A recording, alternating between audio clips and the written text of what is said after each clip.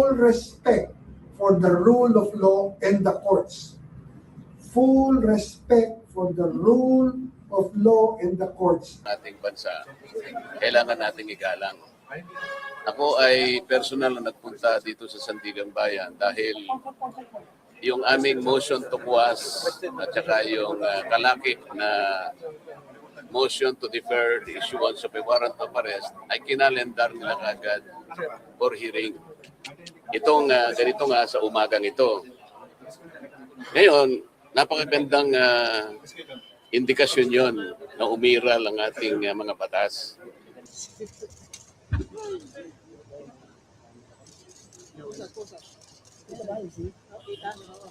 Atras tayo, Philippine National Police. Tayo, police. Kababa. Yes. Magandang hapon muli sa ating mga kasama. Grabe na ho ang gipitang ginagawa. Ibang klase ho ang panggigipit na.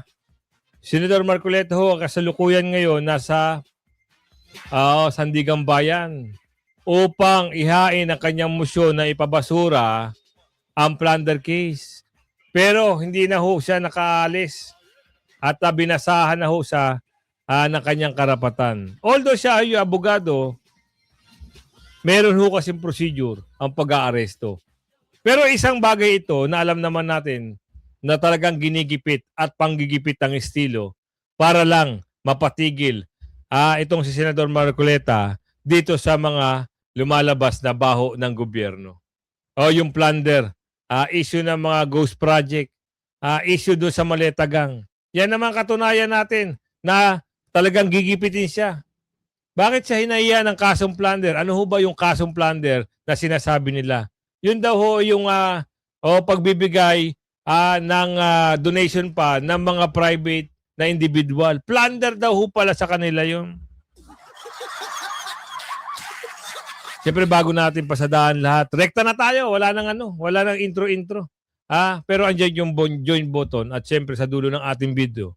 Kung hindi ka pa nasa shoutout, pagkakataon mo na magkomento. Damihan nyo yung comment nyo para alam natin at hindi natatabunan yung mga comment nyo. Ngayon ito nagkaroon pa ng media conference ang mga durobo. Talaga namang ano yan, kumukuha pa kay simpatya? Expect nyo ba na atin si BP Sara? Hindi ho atin si BP Sara. At ang dami nyong sinasabi. The proper venue to test the facts is the impeachment court. Talaga? Not the court of public opinion. Oy! Mas nakakarami ang public opinion at yung paniniwala sa mga Duterte kesa sa inyo. Tignan mo yung pahina mo, pinagtatawanan ka. Tignan mo yung taga sa inyo, pinagtatawanan ka. Ang dami yung sinasabi. Andito na sa trial na. Meron pa kayong ngaw-ngaw.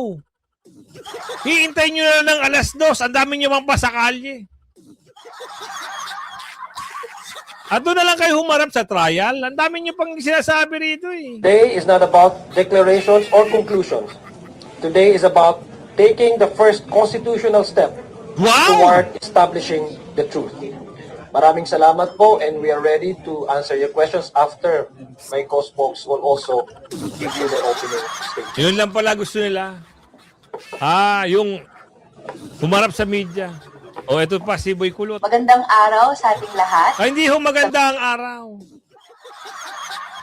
Sa tingin nyo gumaganda ang araw namin tuwing nakikita namin kayo? Sumasama ho ang panahon. At yung araw namin, nabubuwisit kami. Lalo na pag nagsalita pa kayo na kung ano-ano, laban sa mga Duterte. Bakit hindi nyo panagutin yung mga dorobo?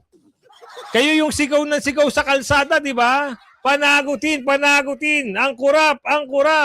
Tapos babanatan nyo, BP resign. Di ba yun ang mga banat nyo? Pero hindi kayo nakatingin doon sa mali-maleta. Yun ang mali sa inyo. Mga miyembro ng media na nanonood, sa mga mamamayang Pilipino, kabataan. Inama mo pa yung mamamayang Pilipino. Magtigil-tigil kayo sa mamamayang Pilipino Wala ho nakikiisa sa inyo. Pansinin niyo yung rally niyo, kayo-kayo lang naglolokohan pa. At doon na-attend sila nung nakaraan. O, ginutom nila daw, di umano, yung mga umattend sa rally. O, kita nyo? Hakot. Hakot pala, 100, gutom pa. At lahat ng sumusubaybay sa araw na to.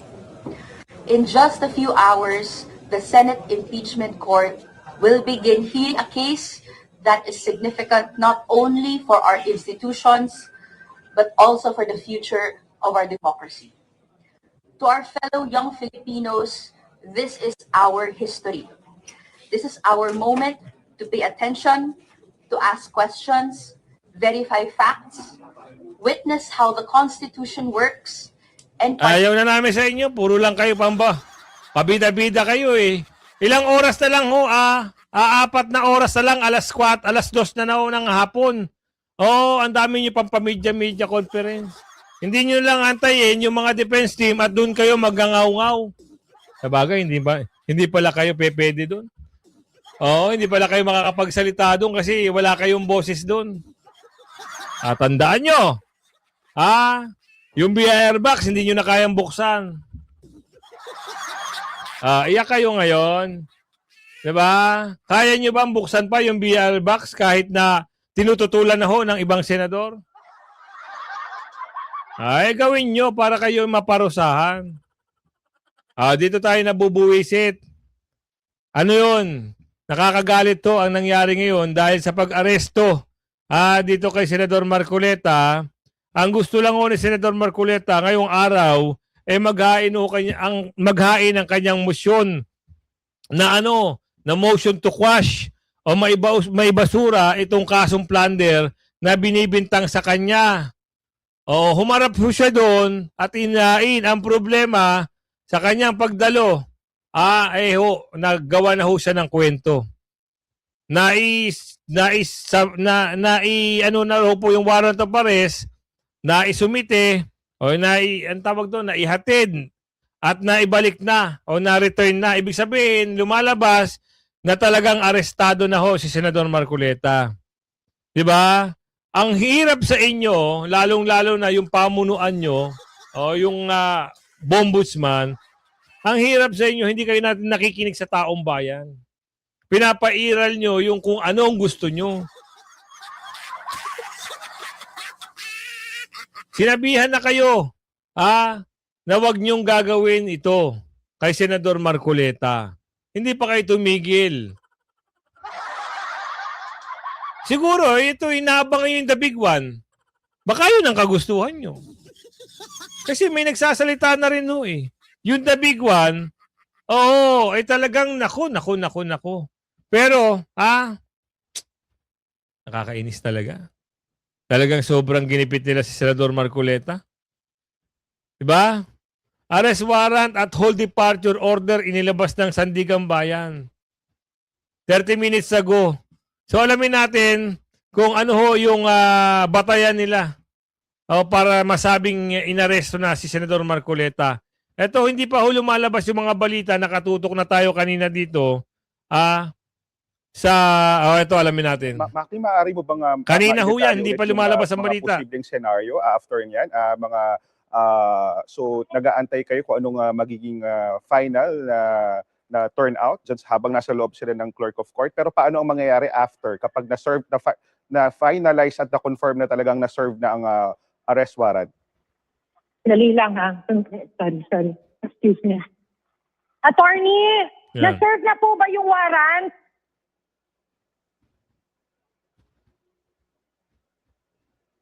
Okay, kasi ang hinihintay natin, dahil nga may warrant na, and the senator is inside the building, ay isa-serve yung warrant.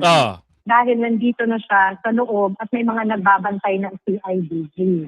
So, ang hinihintay lang natin ay confirmation. Of course, lalo na ng clerk of court, ayun si Attorney Fulma, kasama niya na lumabas. Lumabas na. Nali lang, tatakbo tayo pababa. Okay, Maki. So, yung ano na yun, kasi posibleng may exit way yun, titignan lang natin. Kasama kasi yung bumaba ni Attorney Fulma.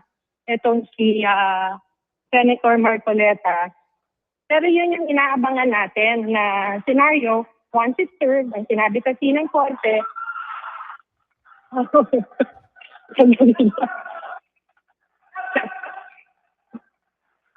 asan? Umakyat. Dali lang ha. Sorry, ang nakikita kasi Go ahead, natin Maki. ngayon. Sige, mukhang kailangan mong umakyat ng sundan fourth din floor. ang mga development dyan. Oo. Ang inaabangan lang natin talaga ay, of course, confirmation that it has been served, na hindi naman malayo dahil napapaligiran na siya ng mga CIDG. At kasama niya ngayon yung mismo clerk of court. At ang sinabi kanina ng korte, mula rito ay ang magiging detention facility ay ang Quezon City, BJMP Quezon City Male Dormitory na nasa Payatas. Nandoon din, kung maaalala ninyo, nakadetain sina former Senator Bong Revilla at Senator Jinggoy Estrada. So yun, nag-aabang pa rin tayo. We just need a confirmation. They went up to the fourth floor. We just want that confirmation. Attorney, served na po ba? Served na po yung warrant? So served na po? Booking process na po ba? You can say. Nandun po. Pero, ma'am, thank you po. So yung pagkakasabi sa atin, served na ang warrant. Okay. Ang kausap natin ay abogado mula dun sa office ng presiding justice ng Sandigan Bayan. Nandito ngayon sa fourth floor. Pumasok dyan si Senador Marcoleta. Pumunta dyan si Senador Marcoleta kanina, kaaga-aga pa, para ho ihain ang kanyang motion na ibasura. Ngayon, merong sagot daw dyan yung abogado na Sandigan Bayan na kailangan pa nilang i-request doon sa mga prosecution ng 3 araw. Paano ho yung hearing mamaya ni Senador Marcoleta? Alamin natin yung pag-uusap dito. Booking process na, sir. Ay, booking. Ano na yan? Booking tuloy. Pasensya na. Anong ginagawa sa loob? Return of warrant? Return of warrant na? Okay, may nag-thumbs up. Return of warrant. So it has been served. Ay, attorney, return of warrant na. Attorney. Patuloy po kinukumpirma ni Maki Pulido sa mga authorities dyan. Ano ibig sabihin ng return of warrant? Ang return of warrant ay isang opisyal na ulat at sa sertifikasyon na sinumite ng pulis o tagapagtupad ng batas sa korte upang iulat ang resulta ng inihaing warrant. Gampanan ang mga otoridad ang utos ng hukom. May 2 pangunahin ng uri ng return of warrant. Ito ay na-serve na sa warrant of arrest, sa pag-aresto, o ano yung pangalawa? Return of search warrant, warrant sa paghahanap. So ang nangyari ngayong umaga, dahil na return of warrant, ibig sabihin na isumite na ang warrant of arrest kay Senador Marcoleta, which is, nasabi na naibalik na ang return of warrant. Kung ang tanong mo doon naaresto na si Senador Marcoleta, yun ang pagkakasabi. Pag return of warrant, ay return of arrest, warrant sa pag-aresto. So ayon sa Rule 113 ng Rule of Court, kapag ang korte ay naglabas ng utos ng pag-aresto, ang nakatalagang pulis ay may obligasyong iulat ito sa loob ng itinakdang panahon.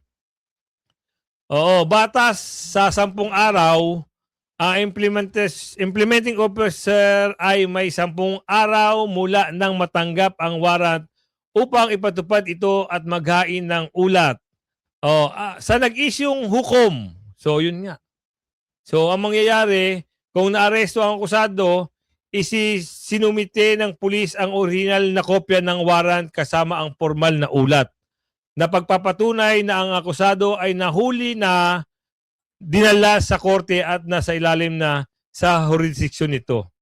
So, alam nyo na kung anong mangyayari. Bayan kung ano na ang nangyayari. So may patunay na rin ho dyan na talagang ginipit na ho Senador Marcoleta dyan. Talagang sobrang ang panggigipit ng mga judge talaga. Ibang klase.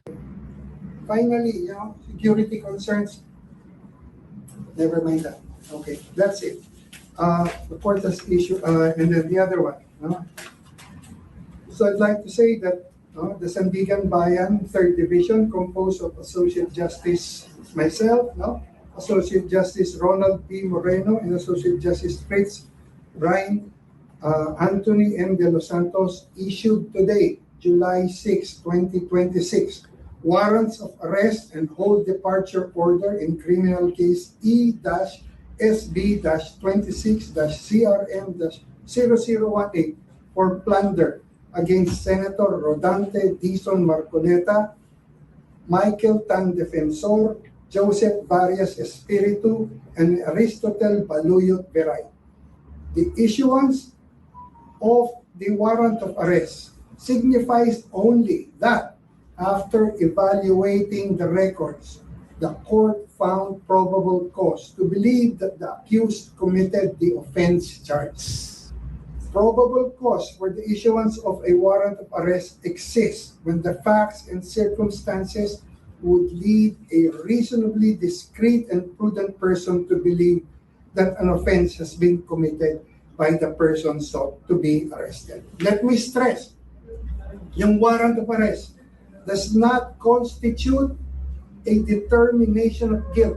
Hindi pa guilty yan. Nice. All the Maganda yan. accused continue to enjoy the constitutional presumption of innocence until their guilt is proven beyond reasonable doubt.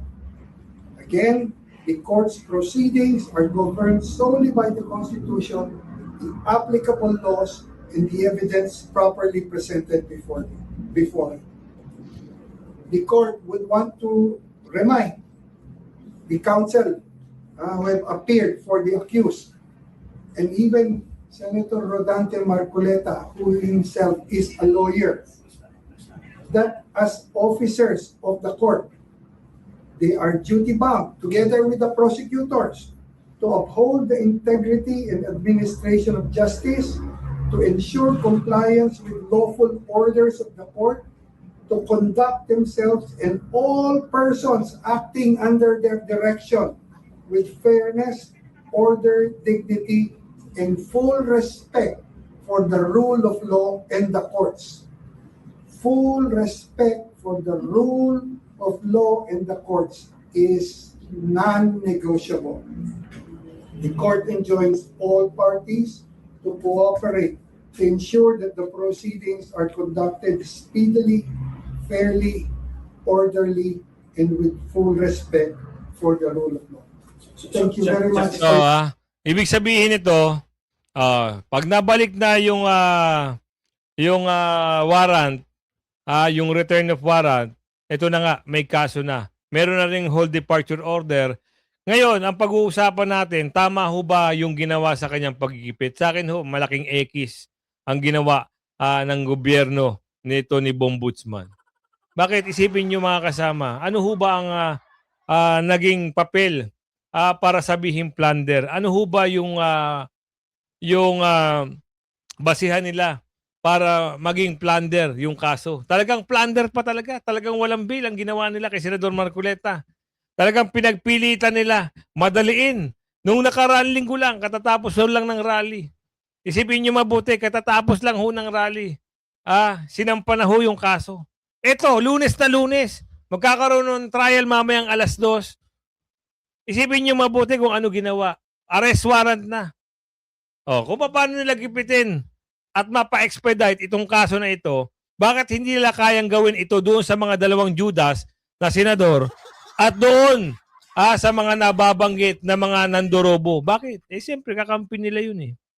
Diba? Kaya nga sabi, kung sila ho ay tatawid sa kabilang bakod, yung mga kasong ito ay mawawala. Totoo, napatunayan niya ng dalawang Judes.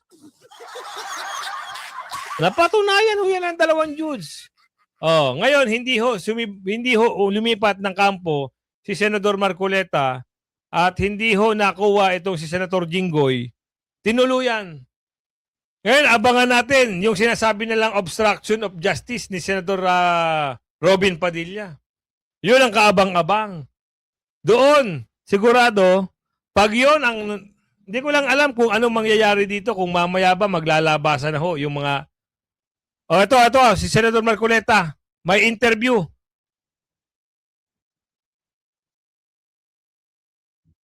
Okay.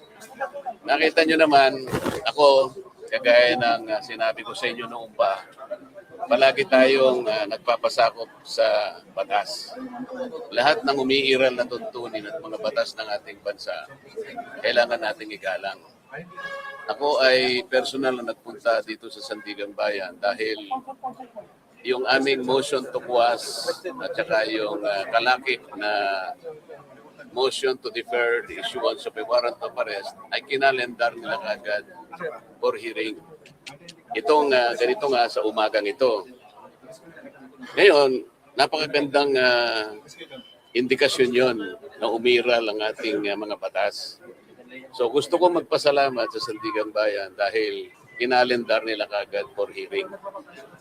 Yon ay makikita ninyo na kinakailangan ng proseso ng batas ay masunod. So, ang sabi ng Sandigan Bayan, meron na silang determination of probable cause. Kaya sila nag-issue ng warrant of arrest. Igalang natin yon. Kaya meron naman kaming motion to quash, pinagbigyan naman yon. At alam ko naman yon ay bibigyang daan pa rin. Ibig sabihin, ipoproseso pa rin ang aming motion. Dahil, siyempre kami naman, meron kaming ibang pananaw doon sa asuntong ipinal sa amin. So ang aking mga abogado ay gumawa rin ng paraan para sa ganon, ay counter naman yung asunto. Yun ang ibig sabihin ng motion to quash. Yan ay pagbibigyan tayo ng Sandigan Bayan. Kaya lang kailangan dumaan sa proseso. At nauna na nag-determine na nga yung probable cause, kaya nag-issue na po sila ng warrant of arrest. Senator, to clarify, you surrendered po, hindi po arrested.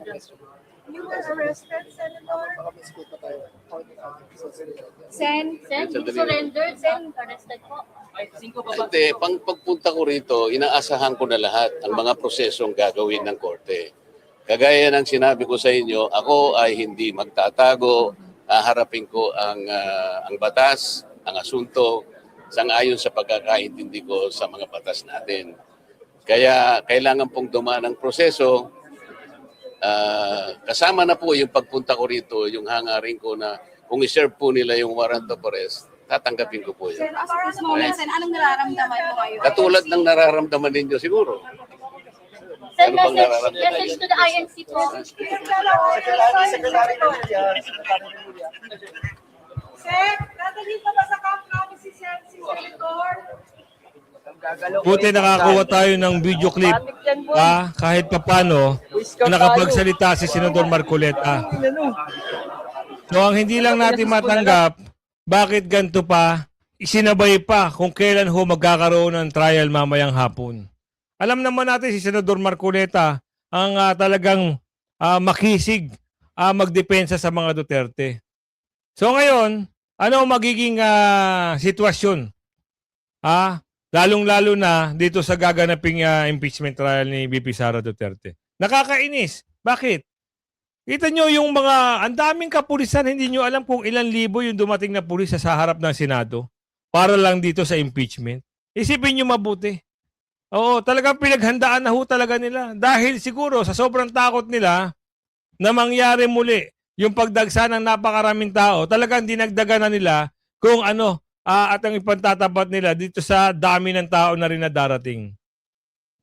Sipin nyo mabuti ang nakakaasar pa dito, buti na lang, maabogado ito si Senador Marcoleta. Alam niya yung laro ng mga rules. Oo. Kaso nga lang, ang malaking at mabigat na problema lang dito, paano na ngayon at sino na ngayon magsisiwalat ng mga lumalabas na baho dito sa Maletagang. Diba? Kung talagang ikukulong na lang si Senador Marcoleta simula ngayon, Ano ho ba talaga ang dapat? Ano ho ba ang dapat na pwedeng maitulong ng mga senador na kasama niya para dito sa kasong ito? Wala hong takot na pinakitaan. Walang takot ka makikita kay Senador Marcoleta. Relax na relax kasi alam niya ho ang batas. Ngayon, ang nakakatakot, baka yung kwento ng mga Dorobo, dagdagan na naman kung ano yung kwento na pwedeng ipatong dito kay Senador Marcoleta. Yun ang nakakabanas. Totoo nga yung sinasabi, isa-isahin ng mga senador para lang dito makuha nila ang conviction ni VP Sara.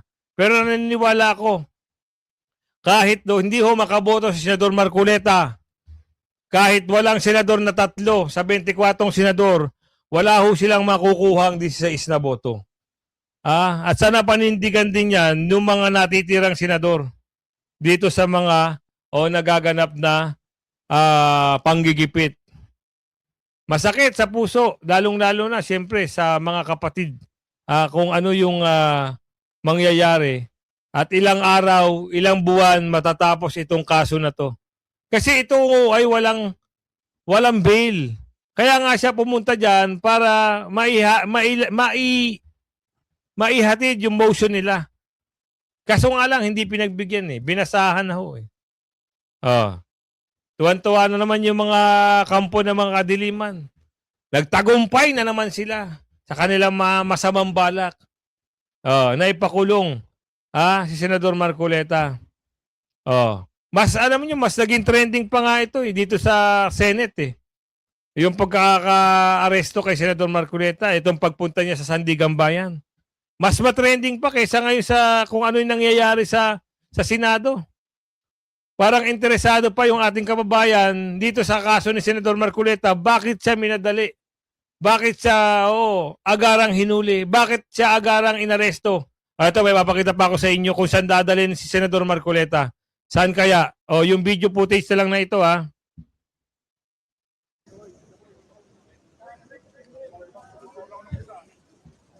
Sinakay na ho si Senador Marcoleta sa isang bus, minibus.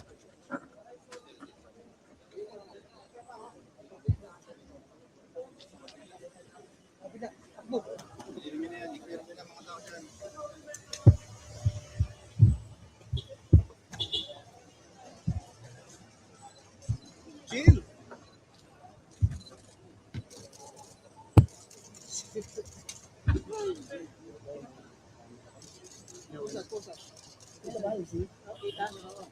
Matras tayo, Philippine National Police.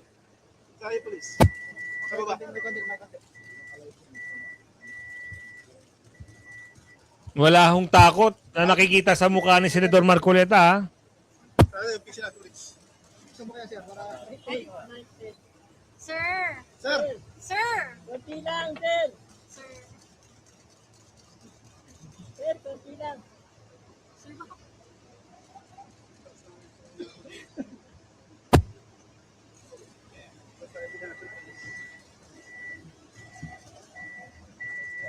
Maipit tayo maipit.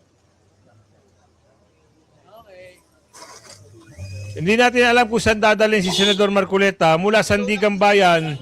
Naisakay na ho siya sa coaster o minibus.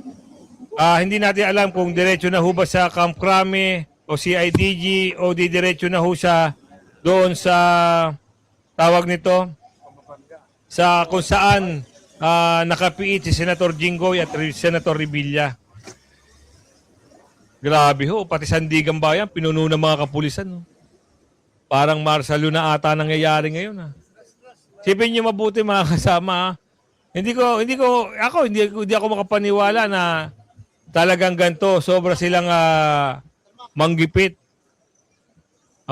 Pero abangan natin kung ano yung mangyayari. Yung exciting part. Yun ang inaabangan natin. Kasi dito, istorya nila yan eh. Pwede nilang gawin kung ano yung pwede nilang gawin. Parang pelikula ba? Ngayon, yung istorya naman kung paano ang tao ay, alam nyo na yun, pakisimpatya, dami talaga nila. Tuloy yun, daming sasakyan, no? Daming mga kapulisan. No?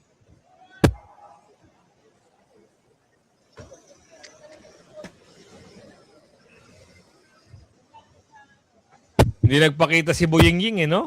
Bakit kaya? Kaya kung umabot ka sa ating video, ako naman ay maglalambing. Huwag niyong kalimutan, i-like, share yung video natin. At syempre, itong si Ma'am Banat, i-subscribe nyo din.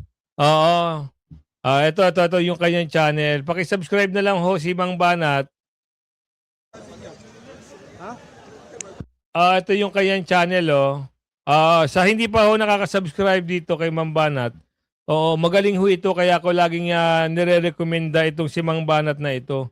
Dahil natutuwa ho ako at pwede nating matulungan. Ito. Ayan, yan. Subscribe nyo ho yan, ha. Oo. At syempre, yung shoutout segment natin, syempre hindi tayo magtatapos hanggat hindi tayo nakapag-shoutout. Mula kay Mama Karen Panganiban, shoutout po sa iyo. Kay Ma'am Damanusan, shoutout po sa iyo.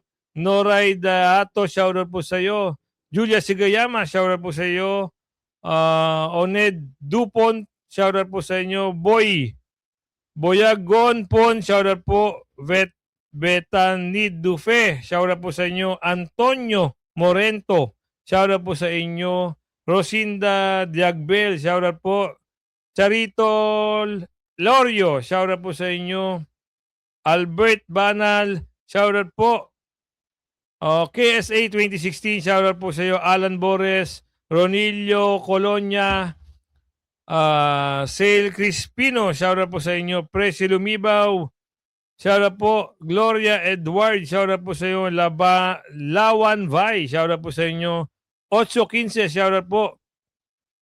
Henry, shoutout po sa inyo. Alan Arcilia, Alberto Polis, shoutout po sa inyo. Capistano Tabuco, shoutout po. Ma'am Malu, The Survivors Mix Vlog, shoutout po. Roberto Bautista, Roselyn Galicia, Joy Risa Caballe, shoutout po sa inyo. Rosemary Sebenco, shoutout po sa inyo. Isa Garcia, shoutout po. Bol Aron, shoutout po sa inyo. Teresita Montenegro, shoutout po. Alberto Gabriel, shoutout po. Lita Badilla, shoutout po sa inyo. John Wilme Oco, shoutout po. Laurenchin, shoutout po sa inyo. Rena Susena, shoutout po sa inyo. Noray Daato, shoutout po. Tomas Cañada, shoutout po sa inyo. Jose Astudillo, shoutout po sa iyo. Josephine Lee, shoutout po sa inyo. Anselmo Maghopus, shoutout po sa inyo. Salvador Kabungkungan, shoutout po sa inyo. Isabalita Tadaba, shoutout po sa inyo. Celoriano Glenda, shoutout po. Antonio Moreno, shoutout po sa inyo. Loma Bente Mendoza, shoutout po. Luz B. Cruz, shoutout po sa inyo. No Emo, shoutout po. Sally Pasigenya, shoutout po. Jerilyn Acosta, shoutout po sa inyo. Alicia Nuas,